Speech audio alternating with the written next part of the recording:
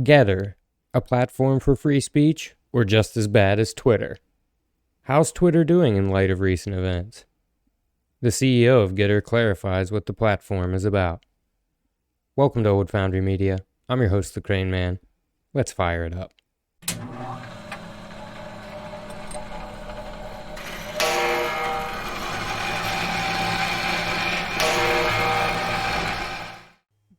Before I cover Gettr, we need to explore some background information to flesh out why the events I am about to cover have occurred. In this article from the New York Post, they write, "The first few months of new Twitter CEO's tenure have validated fears his leadership would reduce free expression on the site," critics told the Post. Numerous high-profile accounts have been banned, including a sitting member of Congress and a virologist who helped invent mRNA vaccine technology. It does appear that in the last month particularly, Twitter has ramped up the censorship of people not just on the right, but people who go against the consensus, Dan Gaynor of the conservative watchdog Media Research Center said. Since taking the reins, the site permabanned one of the accounts of Representative Marjorie Taylor Greene for allegedly violating its COVID-19 misinformation policy. For Twitter to ban my account for what they perceive as COVID misinformation is quite a concern, because the information I shared is actually from the CDC website she posted on Gettr, a GOP-friendly Twitter competitor. House Minority Leader Kevin McCarthy slammed Twitter's move and suggested that if big tech companies censor constitutionally protected speech, effectively acting as publishers, it should lose the protection of Section 230, federal law which immunizes platforms from liability for third-party content.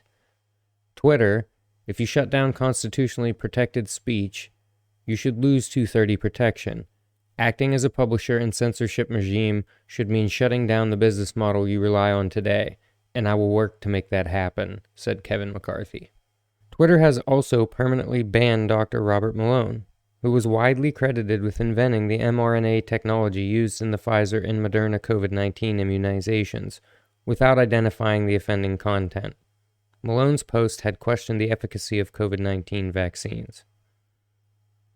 Another scientist, Professor Michael Makris, who specialized in homeostasis and thrombosis at the University of Sheffield, had to delete a tweet on a new type of COVID-19 vaccine under development or face a ban. Naturally, this Orwellian scheme has not gone over very well and has largely contributed to the massive influx of new users on Gettr. You can take one look at my mentions column on Twitter and just see how toxic the social media site can be. Twitter is broken, drowning in a toxic sludge of nastiness like the gowanus. They're imploding as a company and their financial returns. That's what the stock price is because of the move they made. They banned Malone on the eve of his Joe Rogan interview. This graph shows that Twitter has lost 23% of its value in the year since banning President Trump. And this graph displays the losses Twitter has taken since Gettr was founded 6 months ago. And in this graph, you can see the results of banning sitting Congresswoman Marjorie Taylor Greene a week ago. Your organization's terrible. This article from The Blaze says, Twitter employees made 99% of their political campaign donations to Democrats. While this is not surprising, perhaps Twitter could benefit from some diversity. In a second New York Post article they've written, former Trump advisor Jason Miller's social media app Gettr has seen more than 1 million new users sign up in the days after podcast superstar Joe Rogan joined, the Post has learned. Gettr, a Twitter alternative that has been attracting conservative social media users, hit the 1 million mark on Friday morning, less than a week after Rogan made his first post on the site on Sunday, according to company figures exclusively shared with the Post. That brings the site's total number of users to more than 4 million, according to spokeswoman Ebony Bowden. Rogan still maintains a Twitter account, but said he was joining Gettr due to concerns about censorship after Twitter banned Georgia Representative Marjorie Taylor Greene on Sunday, claiming she had repeatedly shared vaccine misinformation. Ahead of the ban, Taylor Greene tweeted that extremely high amount of COVID vaccine deaths are ignored, and called for the Food and Drug Administration not to approve coronavirus vaccines. Just in case Ish over at Twitter gets even dumber, I'm now here as well. Rejoice, Rogan wrote in his first Gettr post.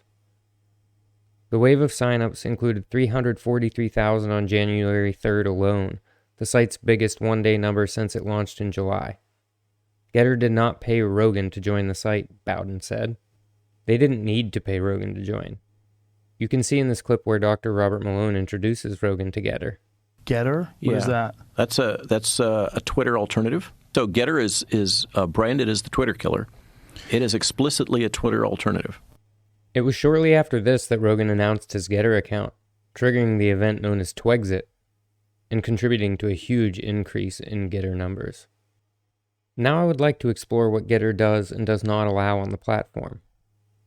In this post from Bryson Gray, he asks, how can this platform claim to be for free speech but ban someone? And here Arizona State Senator Wendy Rogers says, Gettr needs to restore Nick Fuentes or they are no better than Twitter. Free speech is free speech. Do you agree with the free speech absolutism implied in Bryson and Wendy's posts? Let me know why in the comments. I want you to see the CEO of Gettr, Jason Miller, describe the Gettr approach and things that violate the terms of service in his own words. The difference between us and other platforms is we have an ideological North Star, meaning that if you support free speech and you oppose cancel culture, then we want you on Gettr. You want to talk about what's happening with the vaccines and the mandates. You want to talk about what's going on with the election. You want to talk about, unlike YouTube and Google, you want to talk about what's going on with climate issues. You can come on and express yourself however you want. No one's going to come in and say your political opinions don't matter. Obviously, you can't go on and suggest illegal activity. You can't go on and say, I'm going to hurt this person. You can't go on and suggest self-harm, such as, I hate you, you should go and kill yourself.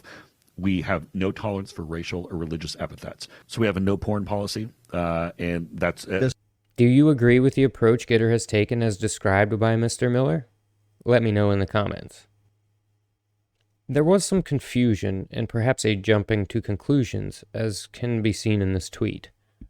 Elijah Schaefer writes, after speaking directly to Gettr official, not only am I shadow banned on their platform, but they indirectly admitted they ban people based on behavior outside their platform, not by direct terms of service violations.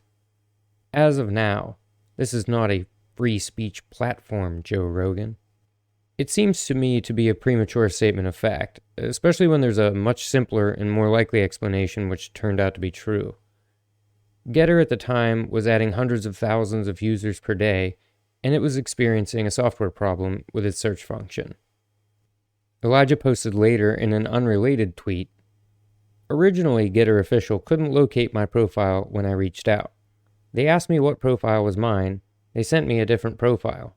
So if the site itself couldn't even find my profile that was a year old and verified, yes, there was a search problem, but it's fixed. And Jason Miller has this to say about algorithms and shadow banning.